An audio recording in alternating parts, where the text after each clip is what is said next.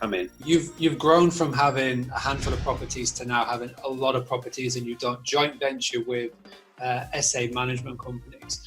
How much actual day-to-day running would you say that you have right now within your SA business? I'm going to say maybe about 2 hours a week. Everything is outsourced to the team. Were you really nervous when you started to hire because you're having to like relinquish control? Like, what was the progression from going from sort of the startup stage of this process to grow it? For us, we went on whatever training we could get. So we were already experienced and established with traditional property investing, HMO, buy-to-let, etc.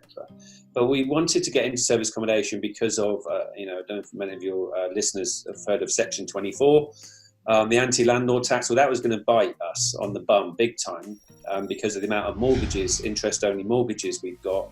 And the government were going to be removing the mortgage interest rate relief. Well, the reason why we wanted to get into service accommodation is that if the same properties, or if you're using property as service accommodation, you can still offset your mortgage interest, even owning them in your own name. You don't have to put them into limited companies. So service accommodation is trading income, whereas buy-to-let and HMO is investment income, so they're treated differently for tax.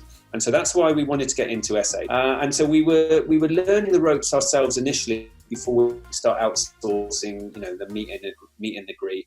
And actually, I was shocked to the core to discover that even bog standard terraces work perfectly well as service accommodation, mainly because of the trades, mainly because of the corporates who want to save money on hotels. And when they're going on Booking.com and Airbnb and Booking.com, let's just isolate those guys.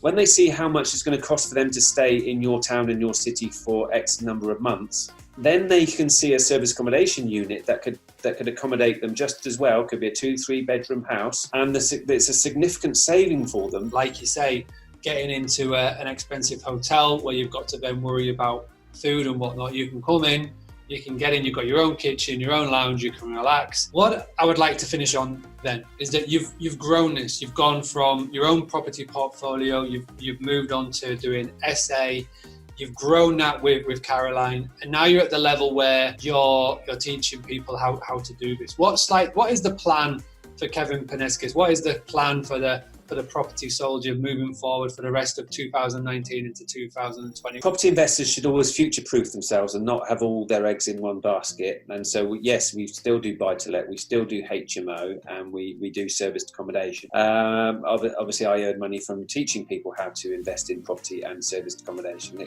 as well. So there's literally, to coin the progressive phrase, multiple streams of property income going on here. Your question was in a couple of different parts, but future-proofing. One of the things that we're also doing now is acquiring guest houses and B&Bs and using those as serviced accommodation. Now, the reason why that's cool is because, don't get me wrong, I haven't gone start raving mad. I've got no intention of providing bacon and eggs first in the morning and be checking people in at 12 drunk at night and all that stuff. But the thing is with a guest house is that it's C1 planning, so you should target ones that are C1 or have got grandfather rights to do guest house, and you can acquire that and turn it into a studio rooms. So all you need to do is put a little kitchenette, and sometimes, depending on local building control regs and fire regs, you might just put in something that's got a sink, kitchen unit sink might just have a microwave in it. But ultimately, all of a sudden, you don't need to be doing bacon and eggs. Now you don't need the owner's accommodation. You don't need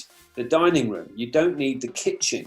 So you just freed up a huge area in that property, and guess what you do with those? You turn those into studio rooms too. You can significantly increase the commercial value of it by converting this extra space into letting rooms, and then once you've significantly increased its commercial value, you just refinance at its new commercial value and pull all your money back out. So if there are any bed and breakfast owners watching who are looking to sell, where are you looking to purchase at the moment personally, Kevin?